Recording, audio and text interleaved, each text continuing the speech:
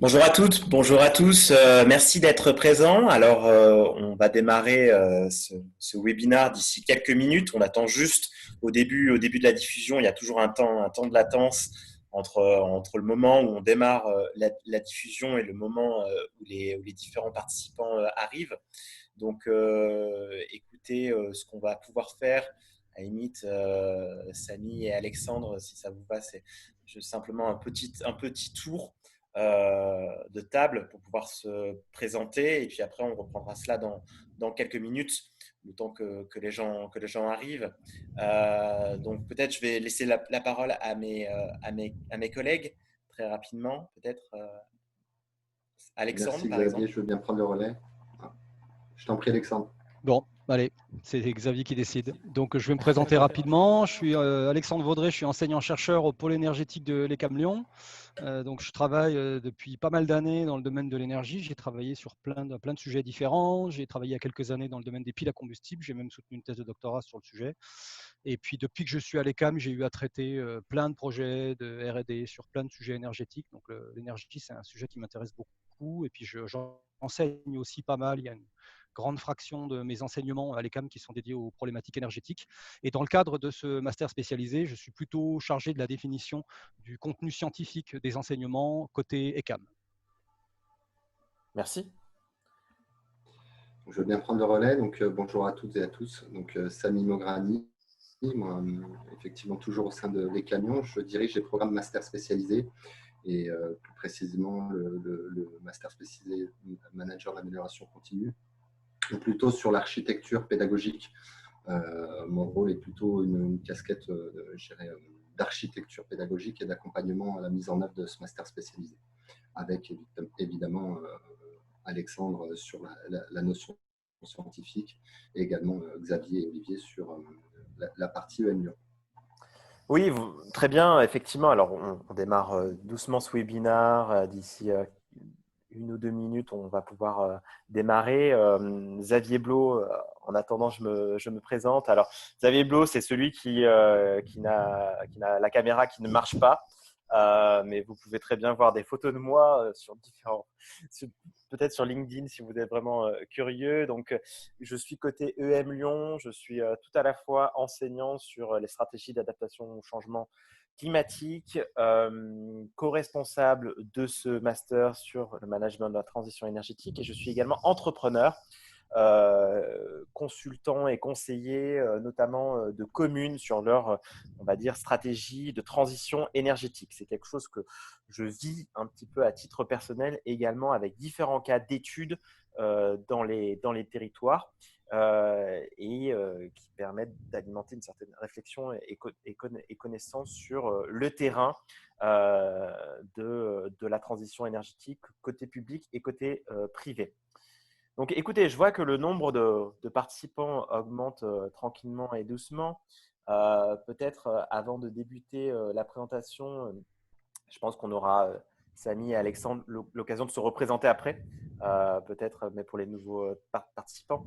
Ce qui va se passer aujourd'hui, ça va être une demi-heure à peu près de présentation sur tout à la fois le contexte des métiers de la transition énergétique, et également, là, on va vraiment rentrer dans les détails du nouveau programme qui se monte conjointement entre l'ECAM Lyon, école d'ingénieurs, et l'EM Lyon, et une école de management.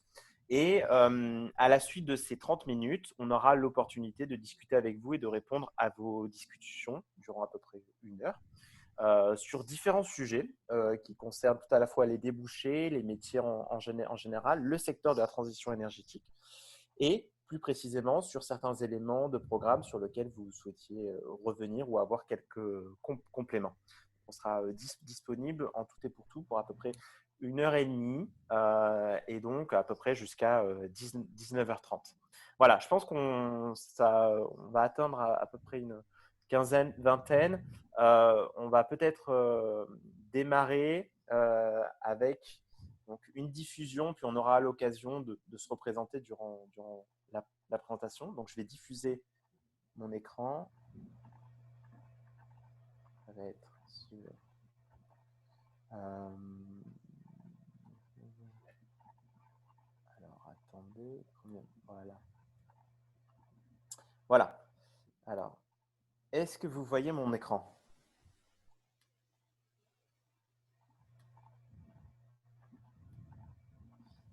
Samy, Alexandre, est-ce que vous le Ouais, A voyez? priori, c'est le cas. c'est Oui. bon pour moi. En grand écran, la présentation qui est affichée?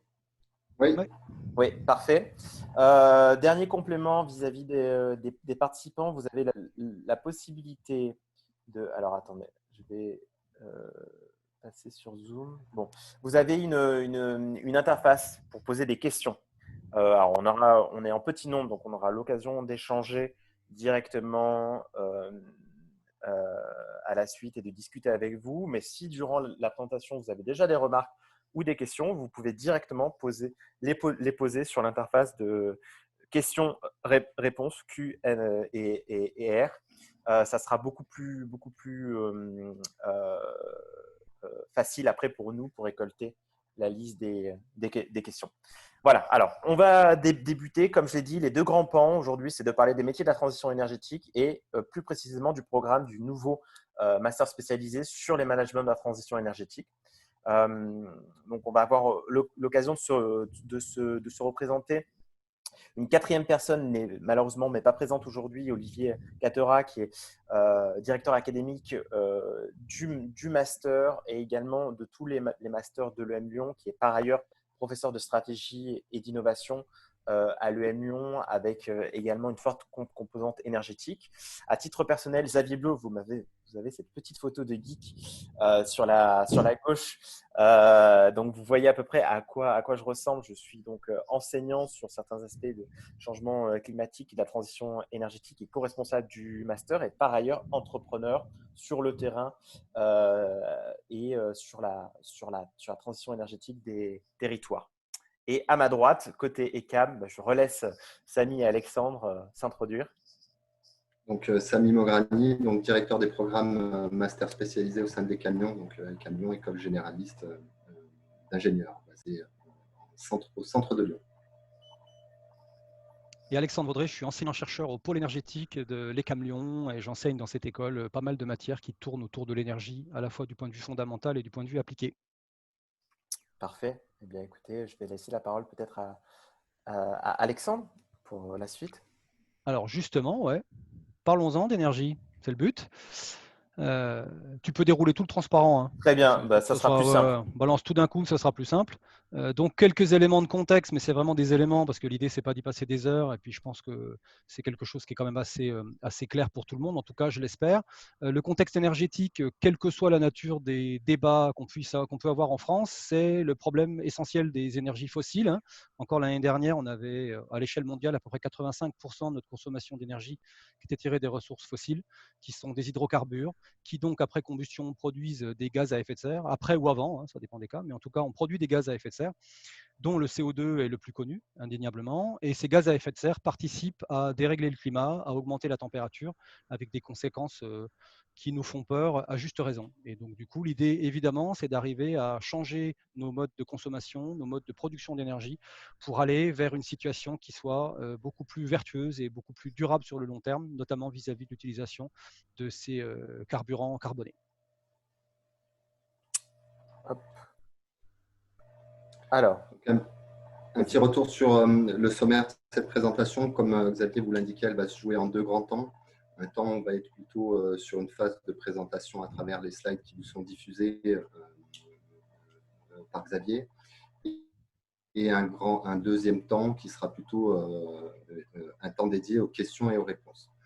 Donc, au sommaire de cette présentation, donc un premier focus sur le secteur de l'énergie en chiffres. Ensuite, on aura un point sur l'impact de la transition énergétique sur les métiers, avec un focus sur trois métiers d'avenir en lien avec la transition énergétique. Ensuite viendra, je dirais, une précision un peu plus importante sur ces nouvelles compétences développées à travers la transition énergétique. Et on terminera par, comme Xavier vous l'indiquait, une présentation du master spécialisé management de la transition énergétique et ses spécificités en termes de programme. Et on terminera par une session un peu plus large de questions-réponses. Très bien. Alors, moi, je vais vous faire un bref topo au sujet des métiers historiques de l'énergie, vu qu'on va voir qu'il y a certaines tendances structurantes vis-à-vis de la transition énergétique sur lesquelles il faut s'inscrire, sur lesquelles les organisations, toutes les organisations doivent s'inscrire. Mais il faut bien établir un petit peu la référence, le point de départ, qui est celui du secteur de l'énergie, qu'on prenait comme un secteur un petit peu isolé au départ et qui, encore aujourd'hui, représente à peu près un peu plus de 200 000 emplois pour 26 000 entreprises en France. Ce secteur, il a vraiment certaines spécificités, avec notamment des métiers qui sont d'une part techniques, avec des ingénieurs, techniciens et chercheurs qui représentent quand même une part importante de ces emplois, marché, avec, on va dire, la capacité d'inscrire cette énergie dans des transactions et différents échanges, et business pour valoriser, on va dire, cette énergie auprès d'autres entreprises. Donc, on a toute une chaîne de valeur qui va de la production jusqu'à la distribution de l'énergie en passant par les transports.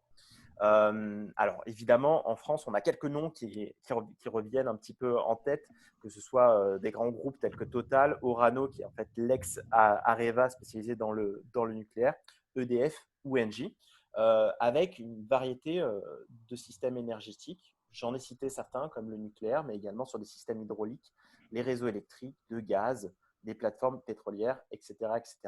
Sachant qu'en France, on se positionne quand même sur un mix qui est quasiment, qui est extrêmement décarboné, justement avec la prédominance du nucléaire. Pour amener quelques autres éléments de contexte, l'objectif dans la transition énergétique, il est bien de réduire nos émissions de gaz à effet de serre. Alexandre en a parlé brièvement au départ, c'est vraiment le fil conducteur et l'un des objectifs et l'objectif majeur, notamment de ce master, former des gens qui sont des managers, des ambassadeurs pour pouvoir nous permettre de transiter vers une société et des modes d'action et de production bas carbone. Donc, il y a deux volets qui sont un petit peu à prendre en compte dans cette transition énergétique. Il y a d'une part, s'interroger pour reconfigurer nos moyens de production. Alors, on en parle très, très souvent, passer par exemple, des énergies fossiles vers des énergies renouvelables, augmenter donc cette part. Donc, ça dépend de différents contextes qui dépendent de différents territoires et moyens de production initiaux. En fonction de certains contextes, si on valorise les éoliens et les solaires, mais par exemple, il faudra se poser la question d'augmenter aussi les moyens de stockage pour rendre ces énergies pilotables ou compatibles avec nos réseaux énergétiques actuels. Mais attention, la transition énergétique, ce n'est pas que cela. On a tendance à focaliser les enjeux de la transition énergétique sur cela. En fait, c'est une erreur. Le deuxième pan, et en fait qui est presque le plus important, c'est de maîtriser, de s'interroger sur nos moyens, nos modes de consommation.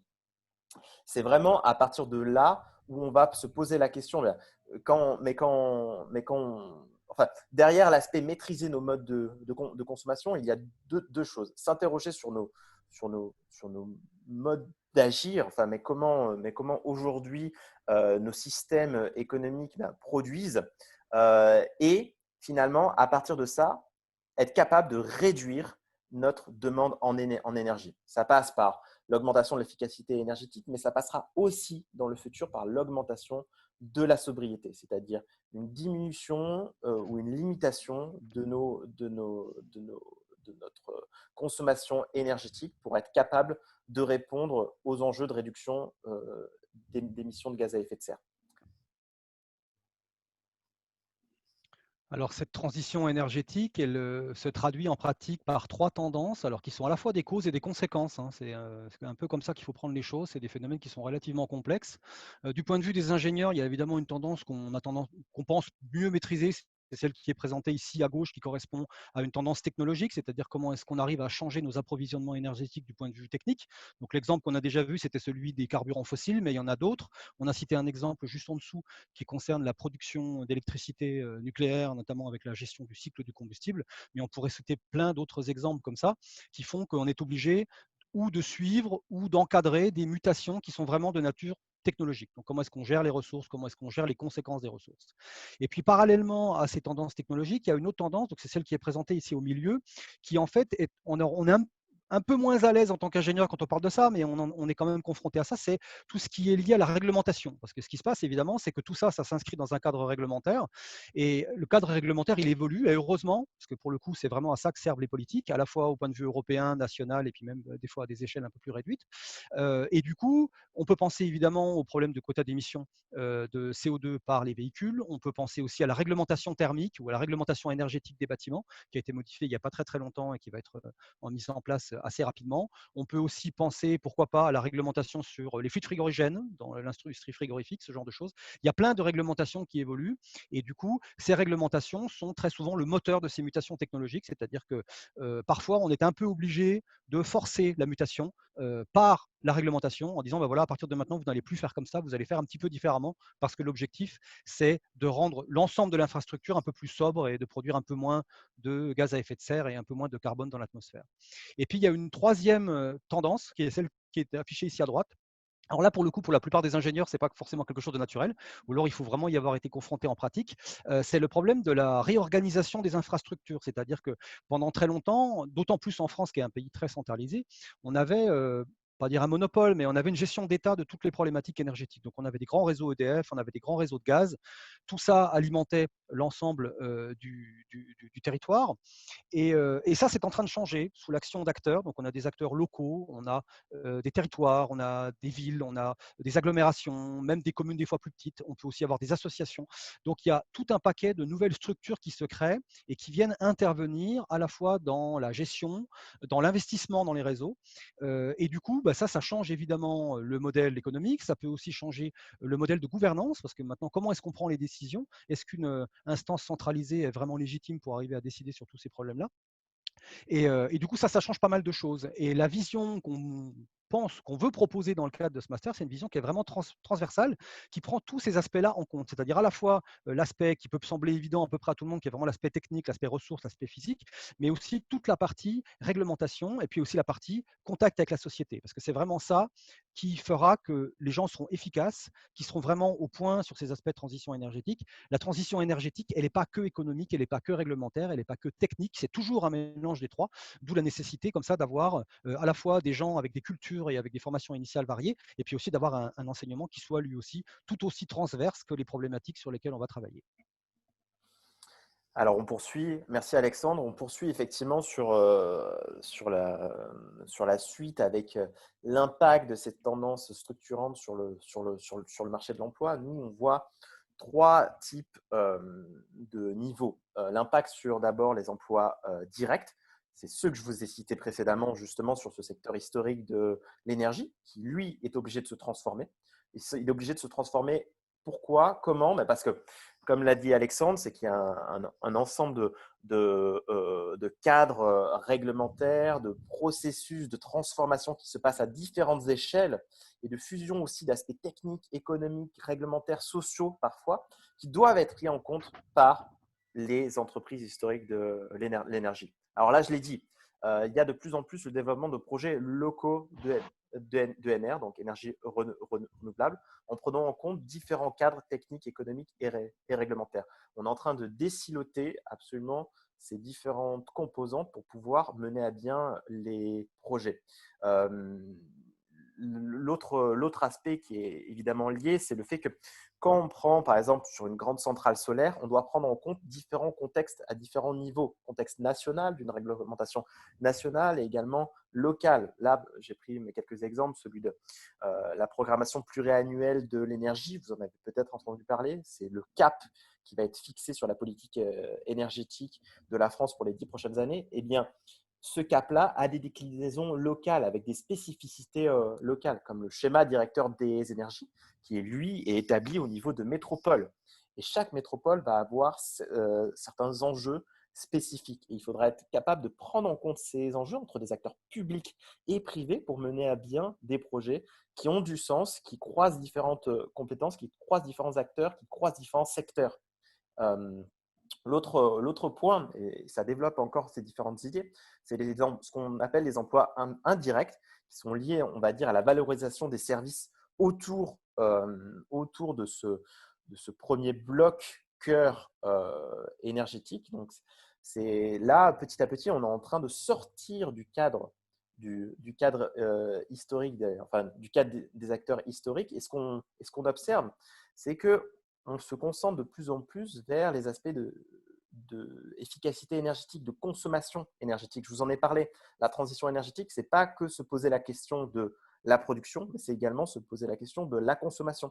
Et de plus en plus, eh bien, finalement, on fusionne les deux et on pense les deux d'une manière cohérente. Par exemple, vis-à-vis d'un industriel. Si on installe des panneaux solaires sur son bâtiment, eh bien, il faudra d'abord se poser la question de quelle consommation il a, comment on peut réduire cette consommation. Et après, pour ce qu'on n'a pas réussi à faire disparaître, il y aura toujours quand même une consommation de certains processus industriels, eh bien, on va l'équilibrer, la compenser avec, par exemple, une production de panneaux solaires locale qui sera sur le même bâtiment. Et là, on aura vraiment un projet qui sera cohérent et qui prendra tout son sens avec, d'une part, s'interroger sur la consommation à un instant T et d'autre part, bien transiter le mode de production vers une énergie verte.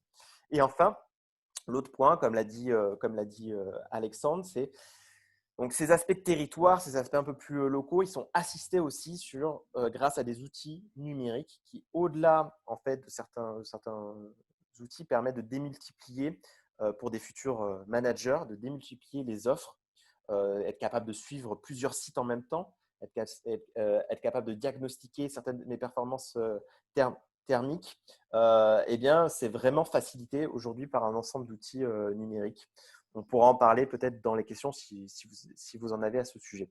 Et le dernier point, qui est vraiment très important, surtout à la fois dans la philosophie de ce master et plus généralement, mais dans les métiers de la transition énergétique, c'est qu'on observe,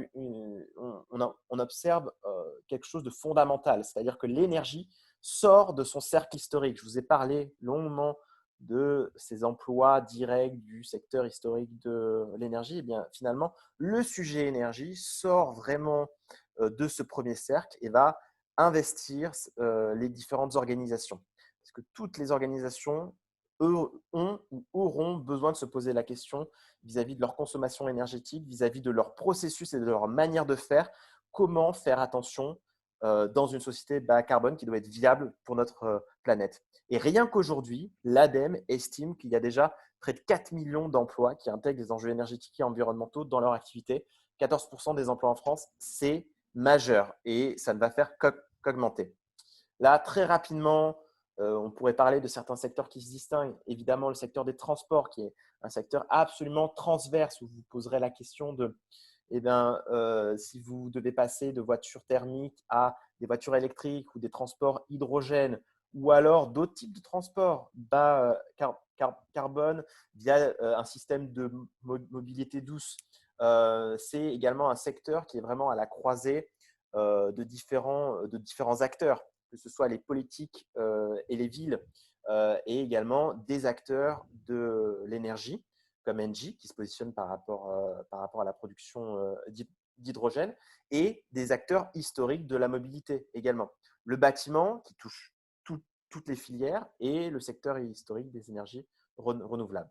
Un point là, et je vais aller vite, c'est que grosso modo, les emplois, donc les trois niveaux, enfin les deux premiers niveaux directs et indirects qui sont liés à la transition énergétique, aujourd'hui représentent un peu moins de 400 000 emplois en France et ont observé une croissance de près de 75% en 10 ans. Au-delà des chiffres, ce qu'il faut comprendre, c'est que c'est une croissance qui est vraiment majeure sur 10 ans, parce que le marché de l'emploi en France n'a cru que de quelques pourcents sur la même période. Donc, c'est vraiment un changement de paradigme extrêmement important. Donc, partant de ces différents constats, on a bien pris le temps de vous présenter le contexte et pour nous, des tendances structurantes qui ont déjà lieu à l'heure actuelle et qui vont se renforcer dans le futur. Il paraît évident qu'on a vraiment besoin, pour assister, supporter cette transition énergétique, pour l'amener plus loin, d'avoir de nouvelles compétences. On comprend bien qu'un des mots-clés, ça sera la transversalité, parce qu'il faut acquérir tout à la fois des connaissances techniques, économiques, maîtriser différents cadres Alors là, on parle de cadres humains et sociaux, mais c'est également des cadres politiques, également économiques vis-à-vis de différentes structures, des entreprises, des collectivités territoriales, etc. Et être capable de faire dialoguer ces différents cadres entre eux et ces différents niveaux de connaissances. Donc, toutes les organisations vont en avoir besoin, que ce soit des grands groupes, aux startups innovantes, aux corps intermédiaires. Donc, les corps intermédiaires, ça peut être des syndicats, associations, quand on parle, mais par exemple, de communautés énergétiques avec des associations de riverains qui eux-mêmes installent différentes installations photovoltaïques. C'est en lien avec des entreprises du solaire, c'est en lien avec des collectivités, etc., etc. Alors, ouais, voilà. Alors, si on résume en quelques mots ce qu'on a dit jusqu'à maintenant, il n'y a pas une transition énergétique. Ce n'est pas un truc qu'on achète directement sur table et puis qu'on place pour résoudre un problème donné. Il y a des transitions énergétiques. Une infrastructure énergétique, c'est toujours un équilibre entre une demande et une offre. Et cette demande, elle va dépendre typiquement de la géographie du pays, elle va dépendre du niveau d'industrialisation, elle va dépendre de la densité de population. Les ressources aussi vont dépendre de la géographie. Est-ce que vous avez un pays avec typiquement des ressources pétrolières. Donc, dans ces cas-là, vous n'avez pas trop à vous poser la question. Vous devriez, mais vous n'avez pas trop à vous poser la question dans un premier temps de savoir comment est-ce que vous allez les remplacer. Si vous avez des montagnes, vous avez de l'hydroélectricité, etc., etc. Tout ça pour dire qu'une transition énergétique, c'est forcément quelque chose de local. C'est-à-dire qu'on ne pourra pas faire un copier-coller d'une transition énergétique qui s'est faite ailleurs pour la faire chez nous. Et du coup, la contrainte que ça implique lorsqu'on veut former des gens à cette transition énergétique, c'est qu'il faut qu'ils soient en contact avec les problématiques locales. Et c'est vraiment la raison pour laquelle, dans le cadre de ce master spécialisé, on va faire intervenir des gens qui sont au contact de toutes ces problématiques-là en France. Donc, il y aura des industriels, il y aura des scientifiques, il y aura des politiques, il y aura des juristes, des gens qui connaissent véritablement le contexte et qui sont capables de brosser un portrait qui soit pertinent et qui soit efficace dans le cadre de la mise en place de cette transition énergétique et dans le cadre du travail pour arriver justement à mettre en place cette transition énergétique dans l'avenir. Donc, fort de ce constat développé par Alexandre et Xavier, et avec la volonté de pouvoir former des futurs acteurs du changement dans la transition énergétique, donc les CAMLyon et le M Lyon sont réunis, sont associés pour créer ce nouveau master spécialisé en innovant avec cette hybridation d'approche. Donc, la volonté, c'était de créer ce master spécialisé avec une double orientation, un double cursus, à la fois technologique, avec cette orientation plutôt école d'ingénieur portée par les CAMLyon, et un cursus plutôt orienté managérial qui est également porté de ce côté-là par le M Lyon. Donc, la volonté, c'est de développer les compétences transverses liées à la transition énergétique. Vous l'avez compris, c'est un mix de plusieurs compétences, plusieurs capacités, et une volonté forte de s'appuyer sur un apprentissage en mode projet. La volonté pour nous, c'est que vous puissiez être, dans le cadre du master spécialisé, en proximité du terrain, du réel, avec une forte orientation donnée avec le partenariat, avec les partenariats importants de diverses organisations, publiques ou privées. Que vous puissiez être, je dirais, dans le champ des possibles de la transition énergétique. Donc, ce master spécialisé, il se réalise en 10 mois de cours qui englobe justement cette notion de mission terrain sur lesquelles vous allez être en mise en pratique sur des thématiques développées et des problématiques qui seront proposées par des entreprises ou des organisations. Et ces 10 mois seront suivis par un stage à temps plein de 6 mois en entreprise. Donc, le master spécialisé a eu le plaisir de recevoir le prix de l'innovation par l'agence Eduniversal. Donc, c'est un premier élément de reconnaissance dans le cadre de la création de ce master spécialisé.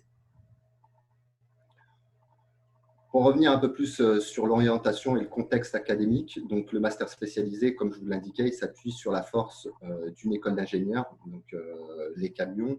C'est une formation pluridisciplinaire, plutôt arts et métiers, avec une expertise forte, je dirais, sur les métiers de l'énergie. Une expertise forte métier, mais également un lien fort également avec le tissu économique et les entreprises liées à l'énergie. Et de l'autre côté, la force de l'EM Lyon, école de management, avec cette approche, je dirais, d'entrepreneur pionnier, cette volonté d'être dans cette notion d'acteur du changement, et évidemment la force de son réseau à travers les partenaires et également le réseau Alumni. Donc, pour en revenir un peu plus en détail sur le profil de la promotion qu'on vise sur cette première année de master spécialisé. Donc, ce master spécialisé, ça sera une formation initiale qui débute à partir du mois de septembre avec des frais de scolarité à hauteur de 20 000 euros. Donc, l'objectif, c'est d'avoir une quarantaine d'apprenants, de mastériens sur cette première promotion, avec un recrutement qui est en entrée Bac+4, Bac+5. Ce qu'on souhaite dans ce recrutement, c'est d'avoir une synergie sur la typologie des profils à l'entrée, donc avec une volonté de conserver un équilibre entre les profils ingénieurs et les profils de formation divers et variés hors cursus ingénieur. Donc, l'objectif visé, c'est effectivement avoir des profils ingénieurs, 50% environ de la promotion, et des profils qui amèneront également d'autres éléments, d'autres compétences. Et l'enjeu pour nous, c'est de créer cette synergie. Donc, c'est un premier apprentissage. La composition de la promotion en elle-même est un premier apprentissage pédagogique. La volonté pour nous, c'est de créer la synergie entre ces différents publics. Alors, je vais enchaîner avec 3 objectifs pédagogiques majeurs qui un petit peu résument les différents éléments qui ont été présentés par Samy. Le premier, donc, et on va venir après dans les détails au niveau de la formation. Notre vision, c'est vraiment de former des gens qui deviennent experts, entre guillemets, des systèmes énergétiques. Cette vision système, elle est extrêmement importante. Tout à la fois au niveau des processus, avec une approche, par exemple, au niveau de l'éconception, de l'éco-conception ou ce qu'on appelle du lean grid, qui va venir réinterroger les différents processus pour produire un service ou un produit et qui va vraiment permettre aux apprenants de voir au niveau des différentes tâches et de l'infrastructure et de la chaîne de valeur d'une entreprise ou d'une organisation en général, comment on peut améliorer de manière vertueuse les différentes manières de faire.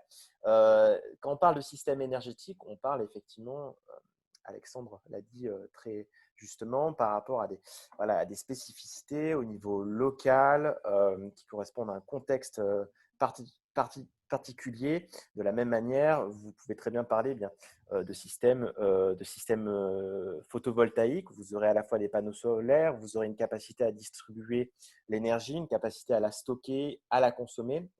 Voilà. L'idée, c'est de comprendre un petit peu ces différents éléments d'un point de vue technique, comment les uns dialoguent avec les autres et être capable de comprendre comment justement dimensionner ces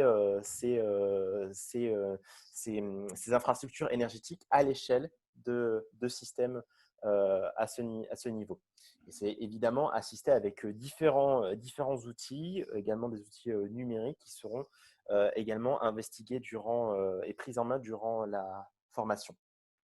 Le deuxième point, c'est savoir gérer de nouveaux types de projets. Ça, c'est vraiment un des points majeurs qui a été mis en avant sur les tendances structurantes, je vous l'ai dit précédemment, le fait qu'on a une hybridation de tous les sujets, des acteurs, des secteurs entre eux. C'est-à-dire que maintenant, vous ne pouvez plus penser l'énergie dans un coin isolé d'enjeux d'autres acteurs. L'idée, c'est de pouvoir gérer ce qu'on appelle des multi-projets qui vont inclure en fait, par exemple, du photovoltaïque, des multi-énergies, pardon, qui vont inclure par exemple de la production photovoltaïque pour par exemple du stockage hydrogène qui interviendront après dans la mobilité. Le multi-secteur, par exemple l'agriculture, l'industrie, au niveau des terres agricoles, on pourra, il y a des enjeux de gestion, par exemple, mais des terres et d'installation de panneaux photovoltaïques, etc., etc. Et multi-acteurs, ça, on l'a dit suffisamment, avec très souvent au niveau local une forte proximité entre les entreprises et les politiques des collectivités territoriales. Qu'est-ce qui se met en place? Comment? Ça, on viendra avec quelques exemples pour l'illustrer après. Et donc, ça demande un ensemble de compétences, de dialogue et de leadership pour être au centre. Et c'est bien un des objectifs de la formation, être capable de dialoguer avec ces différentes parties prenantes, être capable de les comprendre, de comprendre aussi leurs propres spécificités et leurs propres contraintes, et de pouvoir évoluer entre ces différents éléments pour pouvoir mener à bien un projet. Et enfin, le troisième point, il est évident, il est d'un point de vue également philosophique et moral. L'idée, c'est que c'est un enjeu aujourd'hui juste crucial pour notre société. Et participer à ce master, c'est le meilleur moyen de s'outiller, de outiller un petit peu votre démarche pour supporter, amener, amplifier ce changement. Que ce soit vis-à-vis d'une organisation qui va être obligée de se positionner dans le domaine, enfin, mais qui va être obligée de se positionner sur des aspects énergétiques. On peut penser à, par exemple, certains industriels comme Lafarge, qui est dans le ciment, qui est obligé de faire une transition aujourd'hui vers ces sujets-là bas carbone, puisqu'ils sont leurs processus sont extrêmement énergivores, ou vis-à-vis d'entreprises du secteur de l'énergie qui, elles, développent de nouveaux services et produits justement à proposer à d'autres organisations et, comme des entreprises ou des collectivités. L'idée, c'est également de bien comprendre, et ça, on va y revenir dans le programme, des enjeux sociaux, économiques qui sont aujourd'hui fondateurs et structurants pour un nouveau type de société. Et d'être quelque part ambassadeur vis-à-vis de ces enjeux-là pour les porter plus loin. Pour aligner un petit peu votre engagement, effectivement, mais professionnel et personnel. Alors, oui. Alors, quelques mots maintenant sur la partie pédagogique, à la fois sur la partie approche, la façon dont on va délivrer cette pédagogie, et puis aussi un petit peu sur l'équipe, parce que c'est intéressant d'avoir un coup d'œil à ça. Donc, l'idée, c'est que on va surtout travailler sur de la mise en pratique. Hein, on ne va pas se retrouver avec des cours magistraux à l'ancienne en amphithéâtre. Hein, c'est pas du tout comme ça que ça fonctionne. On va se baser sur le fait que les gens qui vont suivre cette formation sont pas des bleus. Ils ont déjà suivi des années d'études. Ils savent comment est-ce que ça fonctionne.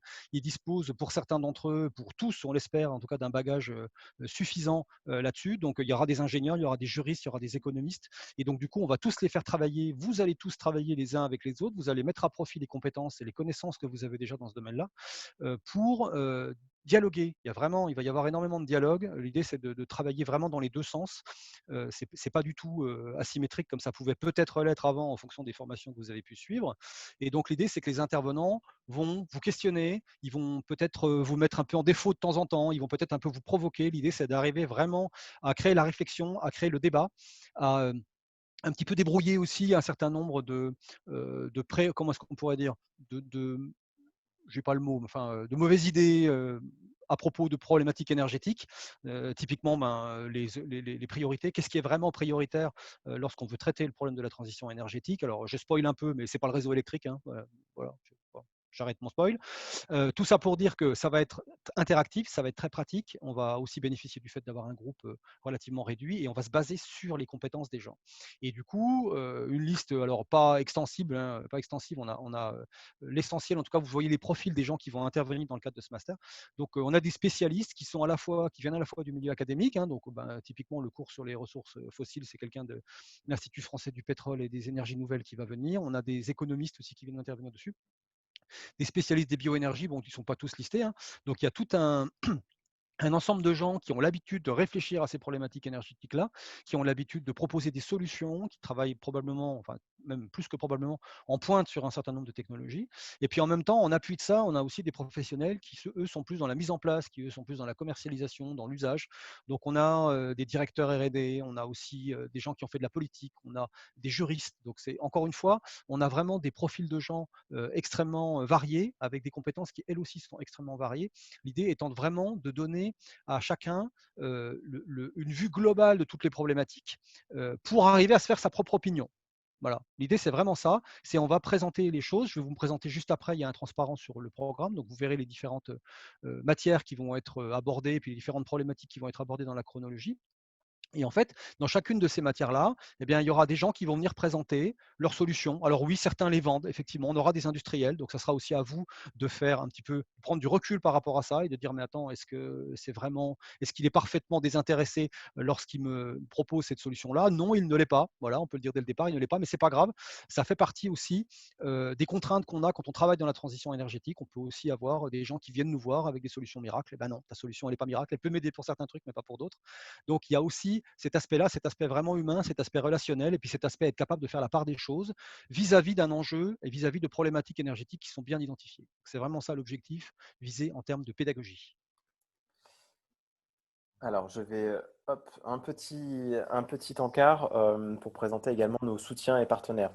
Donc, à côté de cette approche pédagogique qu'a pu présenter Alexandre, ce qui est très très intéressant, c'est que très très tôt, grâce au réseau des deux écoles et au réseau des co-responsables, on a pu agréger un ensemble de partenaires et soutiens qui sont vraiment derrière le lancement de ce master, qui permettent deux choses, qui permettent d'ancrer réellement ce master sur des problématiques terrain et utile vis-à-vis de la transition énergétique. Et la deuxième chose qui, quelque part, assure et conforte la professionnalisation de ce cursus, que ce soit avec un ensemble de projets qui vont ponctuer avec différents temps forts le master et également à la suite des études pour embaucher et employer les différents étudiants du cursus. Donc, on a évidemment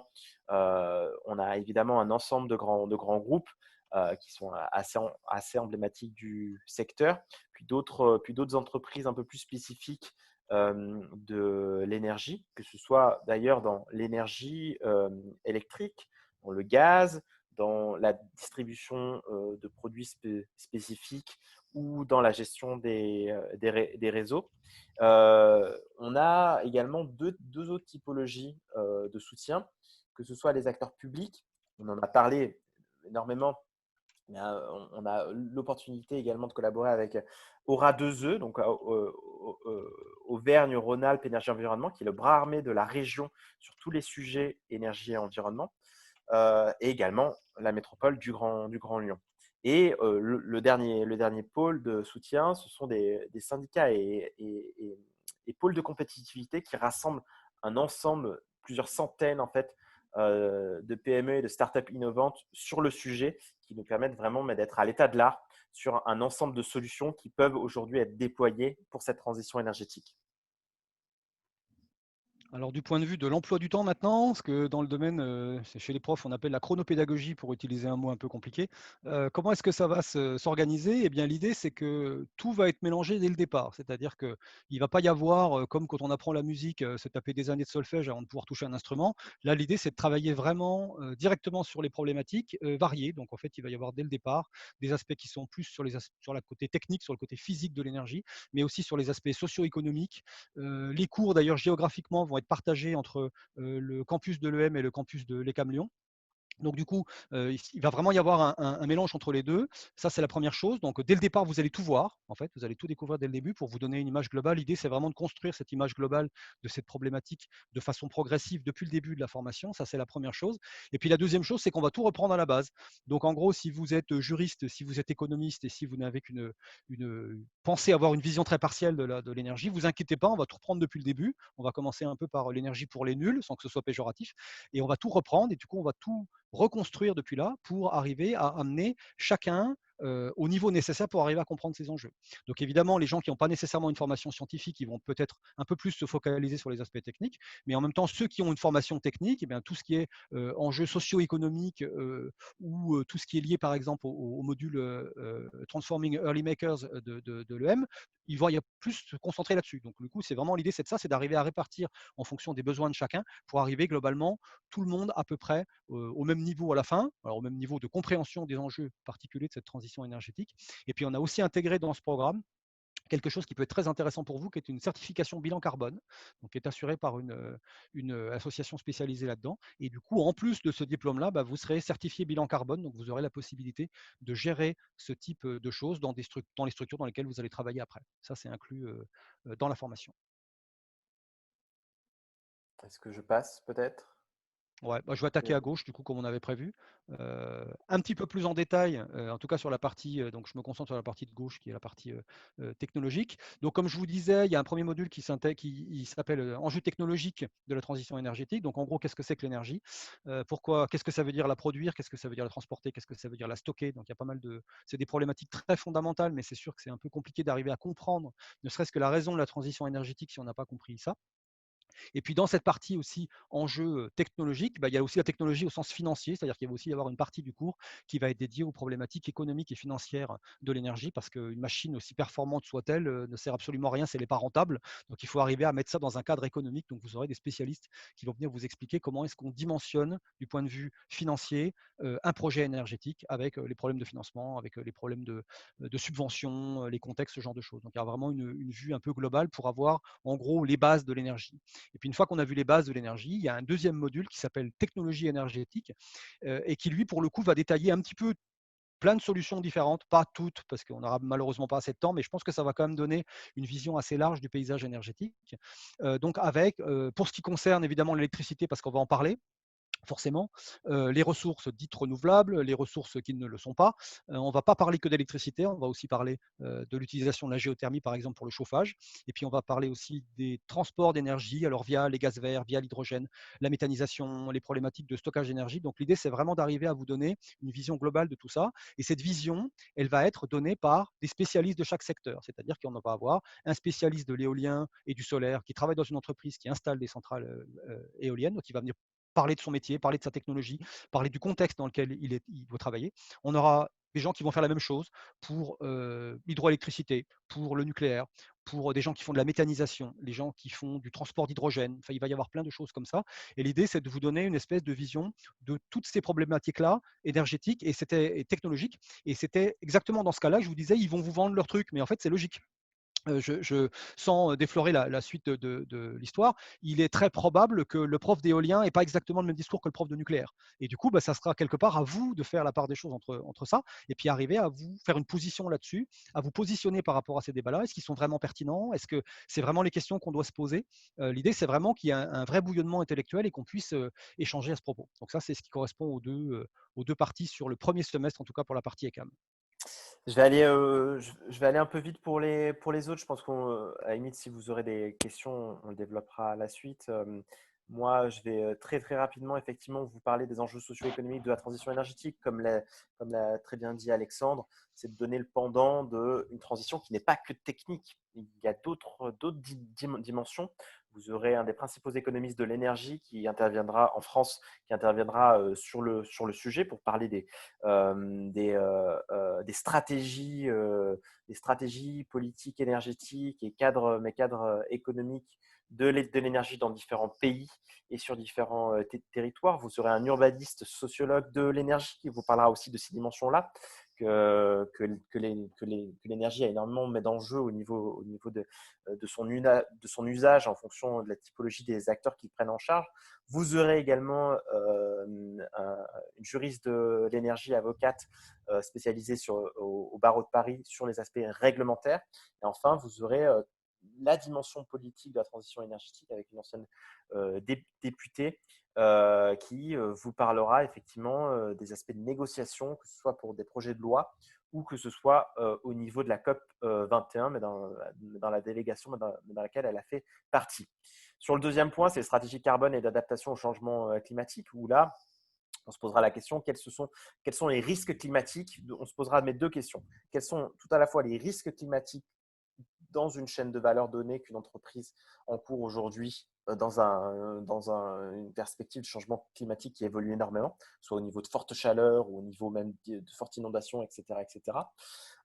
Et l'autre versant, c'est quel est l'impact de l'entreprise sur vis-à-vis du changement climatique, donc typiquement ces émissions de gaz à effet de serre, qui permettra en fait de faire un diagnostic, un audit carbone de son activité et de mettre en place des stratégies de neutralité associées pour transiter vers une activité bas carbone.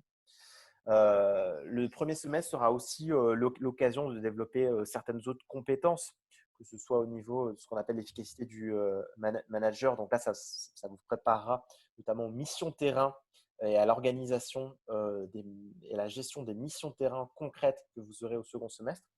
Vous aurez un autre volet plus présentation d'enjeux, comme la première brique, mais qu'a présenté Alexandre, sur les aspects d'innovation et géopolitique de l'énergie, comment les deux sont un petit peu imbriqués, comment finalement certains enjeux géopolitiques liés à l'énergie, aux énergies fossiles se retrouvent, pas exactement les mêmes, se transforment, mais il y a encore énormément d'enjeux géopolitiques, mais dans le monde de demain.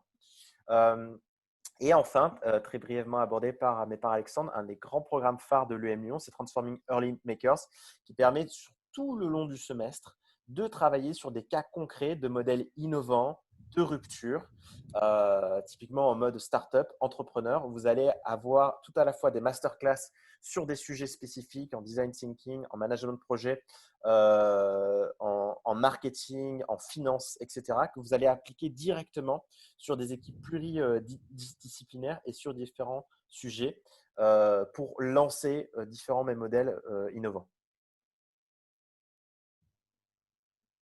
Alors, un petit point de vue maintenant sur le second semestre, comment est-ce que ça va s'organiser? Donc, comme je vous disais, le premier semestre, c'était vraiment la présentation des aspects fondamentaux, donc les aspects fondamentaux de l'énergie, puis différentes choses comme ça. On passe sur du plus appliqué à partir du second semestre. Donc là, comme vous pouvez le voir, toujours pareil, c'est un programme qui est réparti de façon équitable entre les CAM Lyon et l'EM Lyon. On va aller sur des choses qui sont un petit peu plus appliquées, un poil plus pratiques, mais surtout qui vont sortir du cadre de la transition énergétique au point de vue orthodoxe. Donc là, on sort vraiment de l'aspect transition énergétique au sens classique. On sort un petit peu de ça. Donc, je prends deux exemples, mais je reviendrai dessus parce que ça fera partie des transparents qui suivent. Il y a un module qui va s'appeler Lean Green. Donc, l'idée, c'est d'arriver à appliquer la philosophie du Lean Management aux problèmes spécifiques de l'énergie. Donc, ça, je peux vous garantir qu'il n'y a pas d'autres formations qui vous proposent ça. C'est vraiment fait sur mesure pour cette formation-là. Et puis, il y a un autre module aussi qui élargit le point de vue par rapport à la transition énergétique qui s'appelle Sustainable Design et qui, du coup, là, va vraiment aborder les problèmes à la racine, en quelque sorte, à la source, c'est-à-dire les problèmes éco-conception, recyclage, économie circulaire.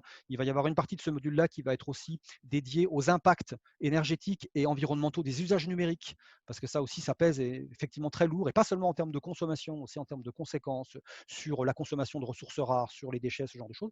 Donc, il y a un point de vue qu'on élargit véritablement le point de vue. Donc, l'idée, c'est vraiment qu'au premier semestre, on vous donne les outils fondamentaux, et puis au second semestre, on vous présente le contexte global pour que vous voyez comment utiliser ces outils conceptuels pour arriver à comprendre comment les choses fonctionnent. Et puis, c'est aussi sur ce semestre-là qu'il va y avoir la partie mission terrain. Donc, du coup, ça veut dire que par groupe, vous allez travailler sur un certain nombre de problématiques qui sont liées à des entreprises, qui sont liées à des administrations. Et du coup, il va y avoir des vrais projets concrets avec des équipes qu'on va vouloir pluridisciplinaires, parce qu'évidemment, c'est beaucoup plus efficace si dans le même groupe, on a un ou une juriste, un ou une ingénieur, un ou une économiste, etc., en fonction du problème qu'on va traiter. Et du coup, ça vous permettra vraiment d'arriver à appréhender sur le terrain quelles sont les vraies problématiques liées à la transition énergétique, à sa mise en place en pratique. Donc là, c'est vraiment, on laisse de côté pour un moment les discussions philosophiques et les débats d'idées, et on met vraiment les mains dans le cambouis pour dire, voilà, comment est-ce qu'on résout vraiment le problème dans le cadre économique qui est fixé, dans le cadre réglementaire qui est fixé. C'est vraiment une mise en pratique qui évidemment sera progressive, mais qui vous permettra de véritablement appréhender ce que pourra être la transition énergétique plus tard quand vous aurez vraiment à la gérer sur le terrain.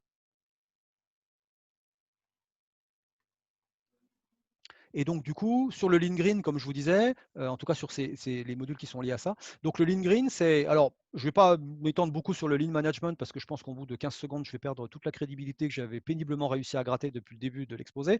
L'idée, c'est d'arriver à appliquer la philosophie du Lean Management. Donc, ça veut dire on pourrait presque dire que c'est une philosophie de sobriété. On fait exactement ce dont on a besoin. Alors, vous me corrigez, je vois que Samy, donc c'est bon, je crois que je n'ai pas dit de bêtises, j'aurais peut-être validé mon module de Lean Management. L'idée, c'est vraiment d'arriver à jouer sur la sobriété, on applique exactement ce dont on a besoin, on n'applique pas forcément plus. Et ça, c'est quelque chose qui est parfaitement en phase avec les problématiques de la transition énergétique. Pour être très, très honnête, cette transition énergétique, elle ne se fera pas sans qu'on revoie de fond en comble nos modes de vie. Je n'utilise pas ce mot-là à la légère, hein. C'est vraiment un problème de mode de vie. Il va falloir qu'on repense la façon dont on vit, dont on consomme l'énergie. Et du coup, comment est-ce qu'on transpose ces problématiques-là dans un cadre organisationnel, qu'il s'agisse d'une entreprise ou d'une administration? Eh bien, le module Lean Green va essayer justement de vous présenter comment est-ce qu'on peut utiliser cette philosophie du Lean Management pour arriver à faire ça en pratique dans des organisations de structures variées. Il y a un module aussi qui est dédié à la gestion des grands projets. Parce qu'évidemment, qui dit projet énergétique dit parfois grand projet. On peut arriver à se retrouver avec des projets qu'on pourrait assez facilement qualifier de véritables usines à gaz, tant elles font appel à des intervenants différents, à des modes de fonctionnement différents, des structures différentes. Donc là, l'idée de ce module-là, c'est vraiment d'arriver à vous former à ça. Comment est-ce qu'on arrive à se synchroniser? Comment est-ce qu'on arrive à s'organiser dans le cadre de tels projets comme ça qui sont un peu grands avec des structures assez larges. Donc ça progressivement, on va aller vers des structures qui sont de plus en plus petites, mais il y a encore quand même dans le domaine de l'énergie, et il y aura encore dans le domaine de l'énergie dans le futur, de grands projets avec de grosses infrastructures, et ça nécessite évidemment des outils conceptuels et des outils d'organisation un peu différents. Et ce module, il est vraiment dédié à ça. Très rapidement, ce qu'on souhaite mais proposer en parallèle de ces différentes approches qui vraiment se fondent sur l'expertise pédagogique de l'ECAM, c'est du côté de l'EM Lyon d'avoir également la capacité de proposer des méthodes et outils du conseil qui sont liés mais notamment justement aux entreprises de conseil, que ce soit mais pour le conseil stratégique ou opérationnel, et avoir un ensemble de méthodologies qui peuvent être appliquées à différents cas. Si vous souhaitez, mais par exemple, travailler demain, mais dans quelques grands cabinets de conseil, que ce soit des grands cabinets comme Accenture ou McKinsey, ou des cabinets plus spécialisés au niveau de l'énergie, il y a un ensemble d'outils que vous devez prendre en main pour faire brosser un portrait d'une situation et être capable d'émettre un certain nombre de recommandations, de plans d'action, et sur la partie opérationnelle, de mettre en œuvre ce plan d'action, de le suivre et de pouvoir reboucler de cette façon. Donc ce module conseil, il a deux versants. Il est à la fois porté sur certains aspects, sur une méthodologie qui est standard, et il est très appliqué avec un ensemble d'intervenants qui, dans les cabinets de conseil spécialisés qui ont bonne presse sur la place, eh bien, vont venir intervenir pour montrer un petit peu ce qu'ils font au quotidien, et qui vont vous permettre un petit peu de contextualiser ça. Et enfin, les outils qui sont présentés ici peuvent être directement appliqués aux missions de terrain qui sont faites en parallèle.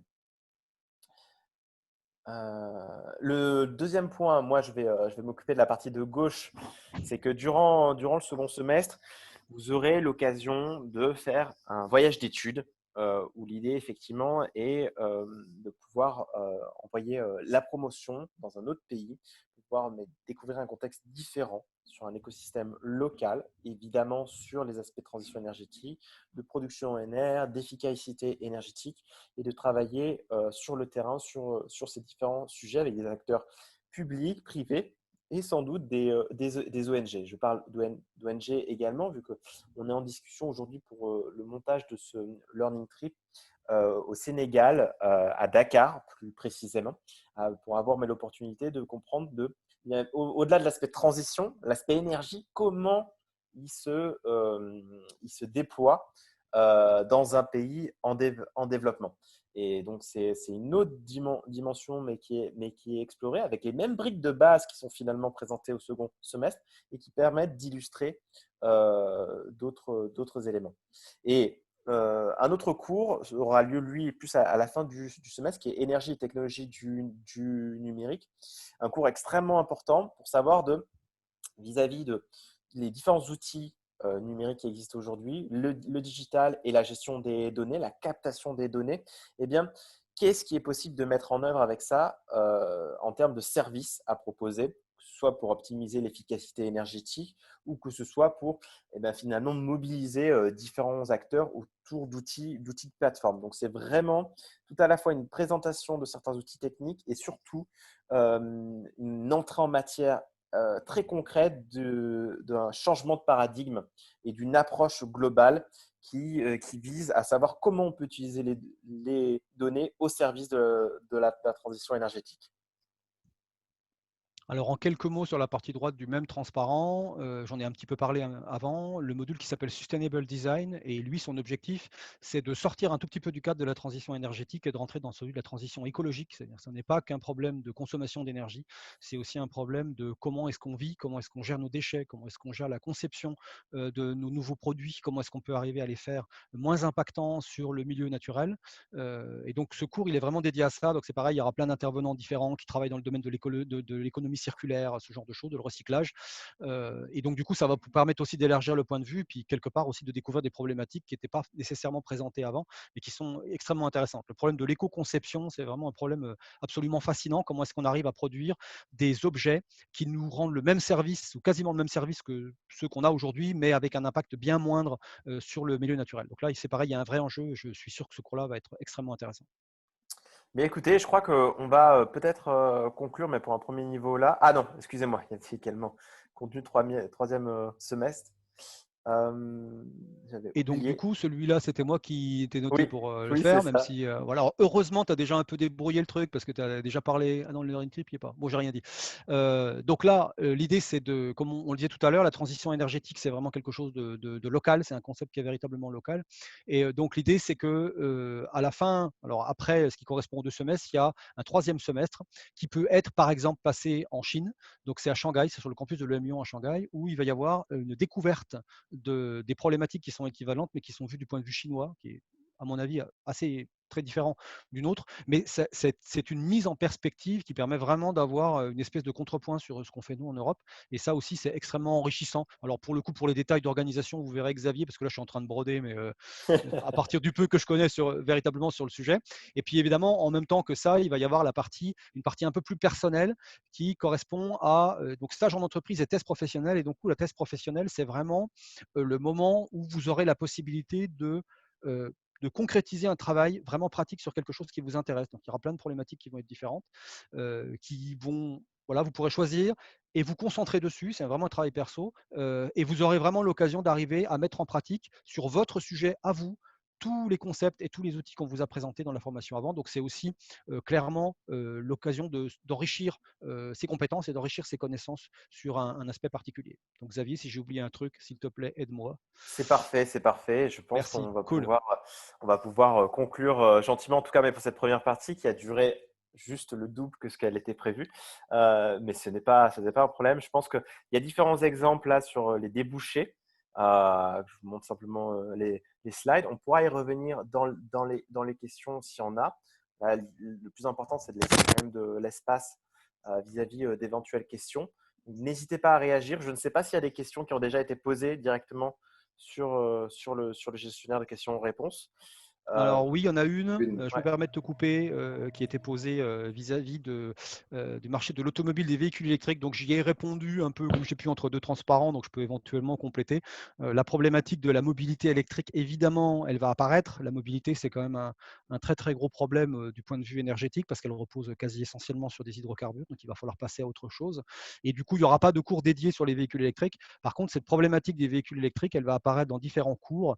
Il y a notamment une intervention de quelqu'un de la Compagnie nationale du Rhône, donc c'est une entreprise qui est très fortement impliquée dans la gestion, dans la production d'électricité à destination des véhicules électriques. Donc toute cette thématique de véhicules électriques va aussi être abordée. Et puis on en parlera aussi dans le cadre d'un cours qui va se dédier au stockage d'énergie, parce qu'il y aura toute une partie du stockage sur la partie électrochimique. Et on sait qu'en stockage électrochimique, le véhicule, c'est vraiment un gros problème.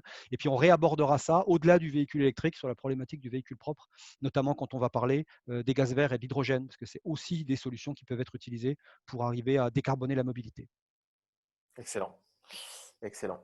Est-ce qu'il y avait d'autres questions? Peut-être vous pouvez vous permettre, alors je n'ai pas accès en partageant l'écran à la liste des participants. Vous pouvez vous permettre, je crois qu'il faut donner peut-être accès euh, à la capacité de parler.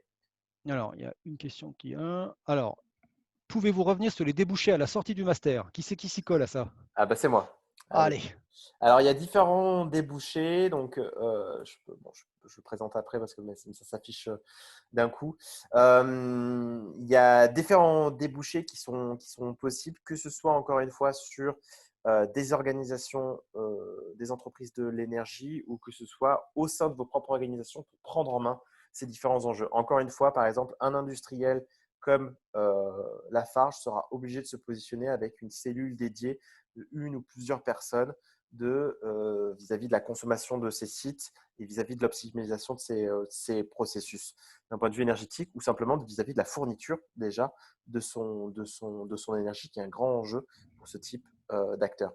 D'autres éléments, là on met quelques exemples avec la capacité d'être développeur d'affaires, c'est-à-dire avoir la capacité de comprendre les enjeux techniques et les projeter d'un point de vue économique pour développer des nouveaux produits, services innovants avec les acteurs de l'énergie. Et donc ça se base finalement sur les différentes hybridations qu'on a aujourd'hui entre les différents acteurs publics, privés, mais également au sein des acteurs de l'énergie qui sont techniques ou économiques. Le fait qu'on a des nouveaux marchés qui se développent, qu'on doit prendre en compte des nouveaux outils liés au digital, etc. Là, c'est une entreprise lyonnaise, une start-up qui s'appelle Monabi, qui est emblématique de ce sujet-là, qui, elle prend en compte la production solaire et suit la performance énergétique, donc la consommation des bâtiments, qui peut le faire tout à la fois pour des acteurs privés, mais également pour des acteurs publics, pour différents bâtiments de collectivité. Donc là, c'est savoir effectivement se positionner pour développer ces nouveaux services et les proposer à différents acteurs. Vous avez également le consultant système énergétique. Donc, ça peut être intégré au sein d'une organisation, comme une grosse organisation comme Lafarge, ou au sein d'un bureau d'études spécialisé. Donc, l'idée, c'est effectivement se poser la question par rapport à une situation donnée, un site, des processus particuliers, et bien comment on va optimiser les performances. Et donc là, je dis assurer un confort d'utilisation. Ça peut être pour les employés ou ça peut être pour différents clients. Là, je prends un exemple de EDF qui notamment travaille avec les bailleurs sociaux, où l'idée, c'est d'avoir une expertise métier pour faire un diagnostic, pour rénover en conséquence, pour mettre en place différentes solutions de production d'énergie également, production pas que électrique. Alexandre a bien appuyé à ce niveau-là, mais quand il s'agit d'habitation, on oublie trop souvent les autres dimensions, les autres vecteurs énergétiques, thermiques et gaz. Et évidemment, la gestion des parcs d'habitation. Là, c'est un très bon exemple parce que vous avez un acteur emblématique de l'énergie qui se développe vers ça, vers la notion de service, mais vous avez aussi des acteurs. Donc, les bailleurs sociaux sont des acteurs qui ont des référents, des managers en leur sein qui vont être capables de discuter avec EDF et qui vont aussi faire le dialogue avec les besoins des différents locataires, qui vont prendre en compte aussi différents types de financement public et finalement évoluer sur des projets d'innovation. Il faut savoir que les bailleurs sociaux, ça je le sais à titre personnel, sont très très intéressés par toutes les nouvelles startups qui se développent. Et donc finalement, du côté de EDF ou du côté des bailleurs sociaux, vous avez cette dimension de gestion un petit peu innovante de projets hybrides. Et un autre exemple, c'est le chef de projet énergétique. Donc là, on se positionne à la maille d'un territoire, où là, on va porter un projet dans un territoire, où on va mettre ensemble absolument toutes les dimensions. Là, je prends un exemple, développement d'installations photovoltaïques avec les agriculteurs et les communautés énergétiques locales, où vous allez avoir la mairie, vous allez avoir des collectifs citoyens, vous allez avoir des agriculteurs où on va installer les champs, vous allez avoir différents acteurs historiques, bancaires qui vont investir dans les champs. Vous allez voir peut-être d'autres industriels qui vont utiliser cette énergie, etc., etc. Pour monter aujourd'hui des projets viables dans la transition énergétique, on est obligé de passer sur ces croisements-là. Un autre exemple, celui de Engie, la Zéro Émission Vallée, qui est un projet et un des plus gros projets aujourd'hui dans l'hydrogène en France et en Europe, où il s'agit de faire du stockage d'hydrogène en lien avec la mobilité. Là, vous avez carrément une co-entreprise entre Engie et la région via Aura 2E, je vous en ai parlé précédemment, qui installe tout un réseau, tout à la fois, mais la dimension un réseau d'électrolyseurs pour produire de l'hydrogène et un réseau de bornes de recharge. Et donc là, vous aurez si vous voulez de l'hydrogène vert, vous aurez donc vous poserez la question aussi de la production ENR à un endroit donné, la question du stockage hydrogène avec déjà mes deux acteurs publics-privés. Vous aurez la dimension mobilité avec des bornes de recharge de Engie, mais qui sont en lien avec forcément les politiques de mobilité de différentes collectivités comme le Grand Lyon.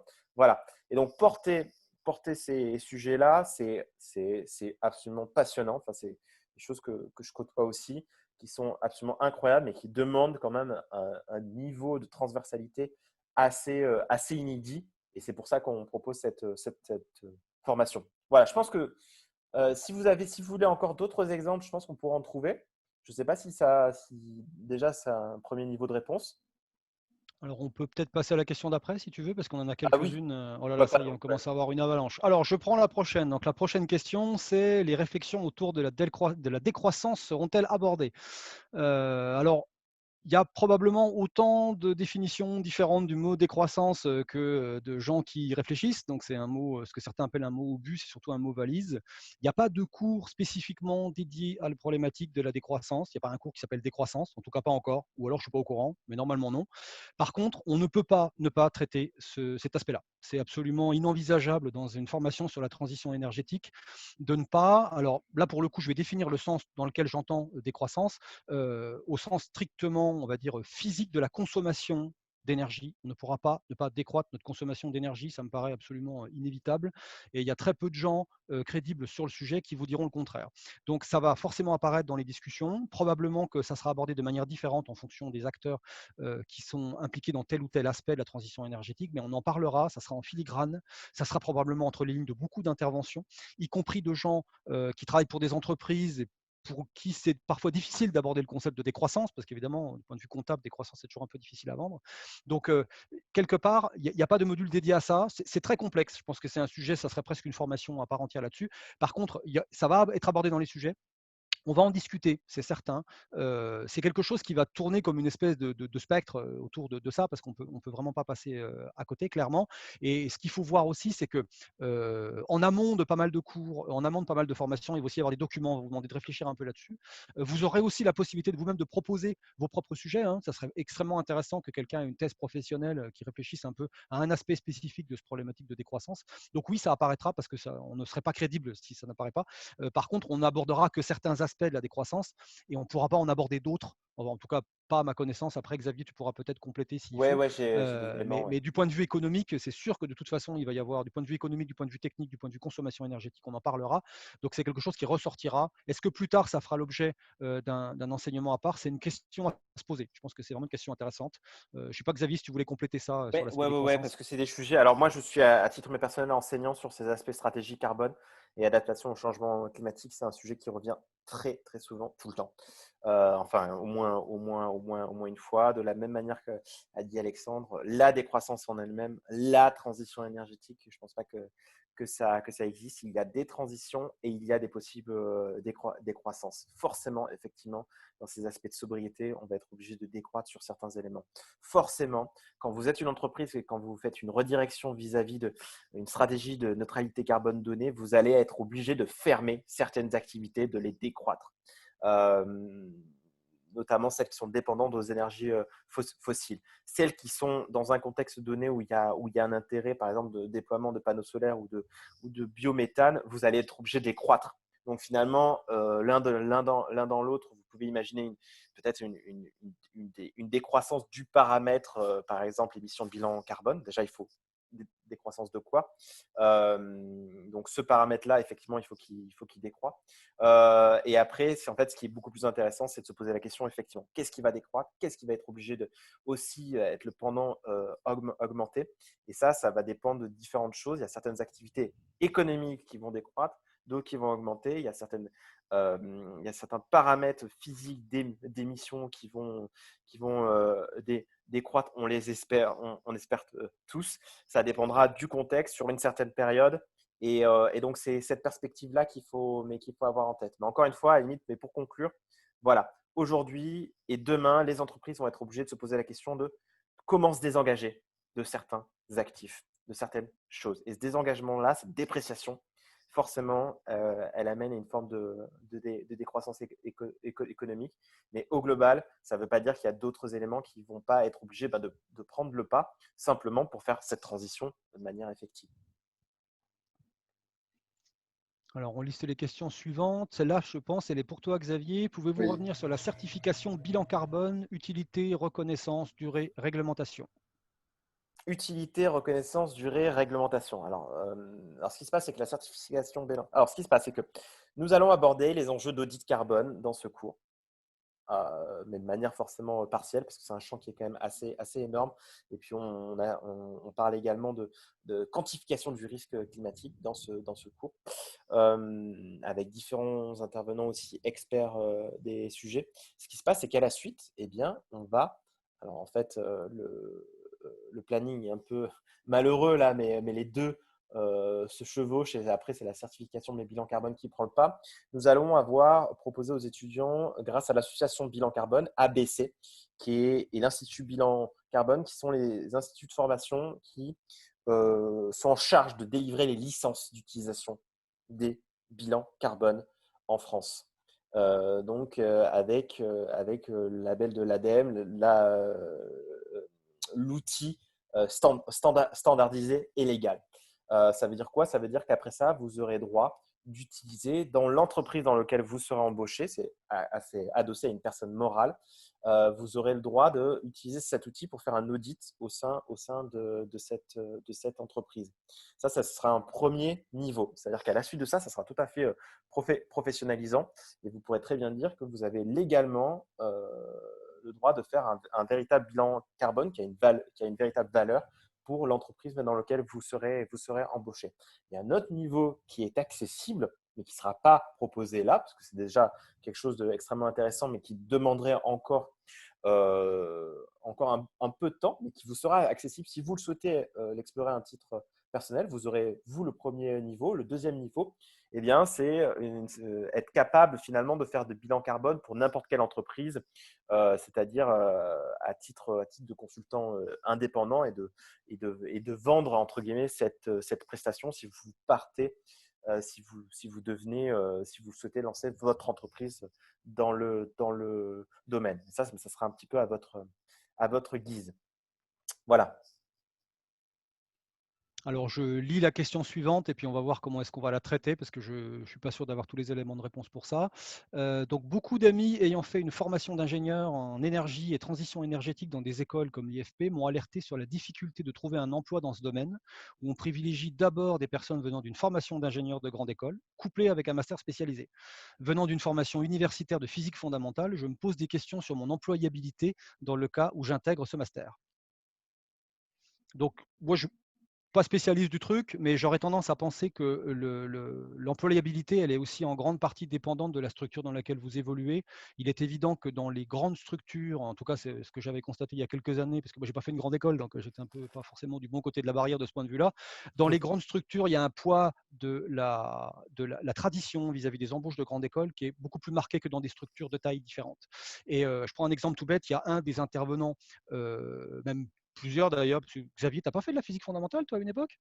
Oui, C'est pas ça que tu avais fait? Ouais, c'est c'est ça. Voilà, bon, voilà. Et du coup, on a par exemple notre prof de solaire et éolien qui maintenant gère des projets d'ingénierie dans ce domaine-là. Il a aussi fait une thèse de physique fondamentale. Donc, je ne crois pas du tout que ce soit une tare. À mon avis, c'est même vachement intéressant parce que du coup, ça donne vraiment un point de vue qui est extrêmement, on va dire, complet. Il y a vraiment une perspective qui est super intéressante. Donc, évidemment, alors pas de bol, je ne suis pas employeur. Hein, sinon, évidemment, je n'aurais pas ce genre de blocage. Il y a probablement des traditions dans certaines grosses structures avec une tradition un peu ancienne. Je ne crois pas que ce soit le cas pour les structures plus petites. Moi, je suis convaincu dans des structures plus petites ou dans des organisations, des choses un peu plus institutionnelles. Je ne suis pas convaincu que ce poids soit si fort que ça. À mon avis, c'est beaucoup plus lié comment est-ce qu'on pourrait dire, à la pertinence du projet et puis à la façon dont on le vend et à la façon dont on s'inscrit là-dedans. Il va aussi y avoir clairement, cette formation-là, elle vous donne accès à un réseau. C'est-à-dire que quand on a fait une formation en physique fondamentale, on n'a pas nécessairement le contact avec ce réseau d'acteurs-là. Là, le réseau d'acteurs, vous allez l'avoir, vous allez rencontrer des industriels, vous allez rencontrer des politiques, vous allez rencontrer des tas de gens comme ça. Et du coup, quelque part, c'est aussi une ouverture vers ce réseau-là qui peut vous permettre de passer au-dessus de ces barrières-là. Donc, moi, en tant que prof, je favorise toujours formats, les formations initiales un peu diverses, parce que je trouve que ça complète vraiment les points de vue. Donc moi, je suis pour. Je ne suis pas convaincu que ce soit véritablement un frein. Alors, je ne sais pas, Xavier, si tu peux rajouter un truc là-dessus. Non, mais effectivement, parce que j'ai eu ce. J'ai fait l'INSA et puis après, j'ai fait un master recherche mécanique quantique, puis voilà, une thèse à l'avenant. C'est évidemment, d'une part, vous sécurisez le fait que vous avez ce câblage nécessaire pour comprendre les enjeux techniques et les aspects de système énergétique. Bon, ça, personne ne le remettra en cause et ce master vous permettra voilà, d'asseoir ça. Et sur l'autre aspect, après, je suis parti très très vite sur des aspects entrepreneuriaux. Donc, quand on parle d'entrepreneuriat, c'est pas du tout être entrepreneur soi-même, mais aussi s'inscrire dans une perspective entrepreneuriale, d'être force de proposition, d'essayer de trouver les bons projets, commencer à dialoguer avec les gens, s'inscrire mais dans des jeunes entreprises innovantes également. C'est pas du tout, encore une fois, qu'être le cofondateur, nécessairement président d'une entreprise. On n'a pas tous les épaules et on peut très bien mais s'épanouir sans faire ça. Et pour le coup, cette notion voilà, de réseau, de force de proposition, elle est tout à la fois donnée et cultivée dans ce master, notamment avec là, c'est présent, le track Early Maker sur les missions terrain, le fort contact avec les différentes entreprises qui sont des grands groupes. Il n'y a pas que ça, il y a tout un réseau de jeunes entreprises. Allez voir un petit peu Aura Digital Solaire, allez voir un petit peu, donc ça c'est les deux, Tenerdis, où vous avez un dynamisme quand même impressionnant. Ça, c'est quelque chose que je connais très bien. Et ces entreprises-là, croyez-moi qu'elles embauchent, quelle que soit la couleur et la pertinence de votre diplôme initial. Pour peu qu'il y ait vraiment de la volonté et une capacité, une volonté d'agir avec certains éléments effectivement à sécuriser. Mais c'est justement l'objet de ce master, de remettre à plat un certain nombre de connaissances. Alors, je vais lire la question suivante à haute voix, mais je pense qu'elle est pour Samy. Il était précisé que vous souhaitiez 45 étudiants pour la première édition de ce master. Cela reviendrait à combien d'élèves par école pour avoir une idée du nombre de places disponibles par école? Oui, alors l'effectif visé, c'est ce que j'indiquais pendant la présentation. L'objectif, c'est d'être autour d'une quarantaine d'apprenants. Donc, il y a effectivement dans ce cadre-là 40 places, mais qui ne sont pas découpées. Vraiment, pour donner un peu plus de cadre sur ce master spécialisé, il est créé en co-accréditation entre les camions et le Lyon. Donc, à la fin de votre cursus et votre master spécialisé, vous aurez un master spécialisé tamponné et accrédité à la fois par les camions et le Lyon. Donc, il n'y a pas à proprement parler d'étudiants dédiés côté EM et camions. C'est un cursus que vous allez vivre à la fois sur les deux écoles. Et comme Alexandre le précisait pendant la présentation, vous allez vivre le lundi sur le campus de l'EM Lyon, le mardi sur le campus de Les Camions et ainsi de suite. Voilà, j'espère que ça répond à la question. Ouais, vous serez diplômé de Les Camions et de l'EM Lyon. C'est commun. C'est une co-accréditation. Alors du coup, je traite la question suivante. Je pense qu'elle est plutôt pour Xavier, celle-là. Je suis actuellement étudiant en… Alors par contre, je ne sais pas ce que ça veut dire PGE. Je suis désolé, les gars de l'EM, hein, m'en voulez pas. Programme Grandes Écoles. Programme Grande École. Ok, merci, c'est bon. Voilà, ma crédibilité s'est évaporée. C'est pas grave, à l'EM. Et j'aimerais savoir s'il existe une passerelle. Ah non, mais ah oui, si, c'est du PGE à ce master spécialisé. Je sais que cette passerelle existe pour d'autres masters spé de l'EM. Xavier? Oui, bah là, écoutez, c'est à voir en détail. Il me semble que il n'y a absolument aucun souci en fait. Voilà, envoyez-nous un email ou faites la demande de votre côté auprès de l'administration PGE. Mais l'idée, c'est qu'il y a toujours cet enjeu de candidature, c'est-à-dire que nous, effectivement, on souhaite quand même consulter, vu que c'est un programme spécialisé, donc consulter les différents profils et un peu évaluer votre motivation. Mais sinon, le passage de l'un à l'autre ne pose en théorie aucun souci. Voilà, pour répondre simplement. Bon, est-ce que vous avez d'autres questions? Il nous reste encore quelques minutes, je pense, pour qu'on puisse en traiter quelques-unes. Donc, n'hésitez pas. Il nous reste quoi? Il nous reste à peu près 5 minutes, c'est ça, hein, Xavier? Tu me Ouais, corriges si je me ouais. trompe. Et au-delà de ça, en attendant pour meubler, pour vous penser à quelques questions, on est, je crois, mais dans les détails du webinaire, ou sinon on vous donnera, on vous communiquera des adresses mail pour rester en contact si vous avez d'éventuelles autres questions. L'idée, c'est d'ouvrir le canal et que si vous avez une interrogation, vous puissiez très rapidement avoir la réponse. Et vous retrouvez, quoi qu'il en soit, pour compléter Xavier et Tédir, toutes les informations sur les 2 sites internet des 2 établissements, ECAM Lyon et EM Lyon, sur les pages master spécialisées. Sur Voilà.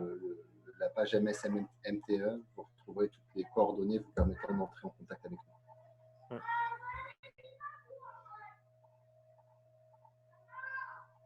Allez, une petite question. Vous n'allez pas nous laisser comme ça, là?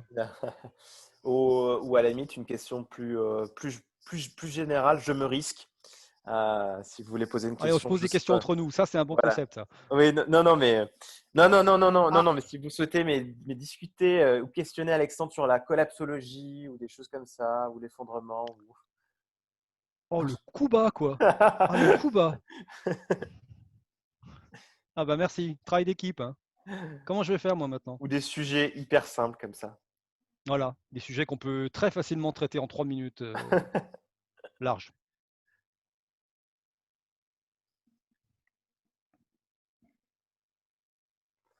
Ou plus, un peu moins. On a des remerciements de la part de Jean. Donc, merci également pour votre présence Ouais. et pour votre écoute. Merci beaucoup. Et encore une fois, on reste disponible. Je crois qu'il y avait les contacts, hein, il me semble. Je vous Ouais, il me demande semble. également à Alors, l'équipe.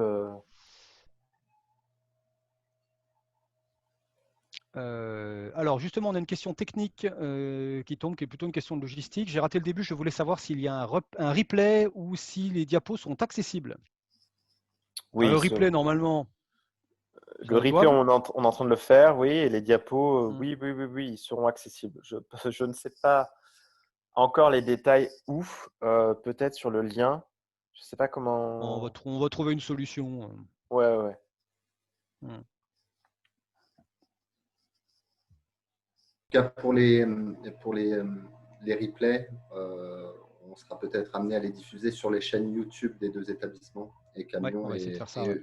et EM Lyon. Donc, n'hésitez pas à scruter ces 2 chaînes YouTube.